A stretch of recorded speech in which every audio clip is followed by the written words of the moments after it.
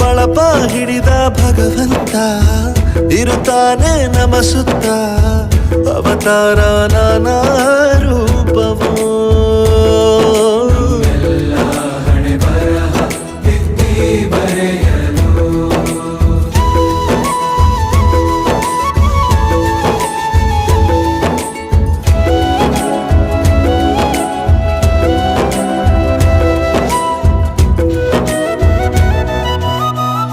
ಬಾಳಲ್ಲಿ ಲೆಕ್ಕ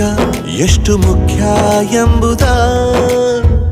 ಬೆರಳಲ್ಲೇ ತೋರಿ ಕಲಿಸಿದ ಗುರುಗಳೇ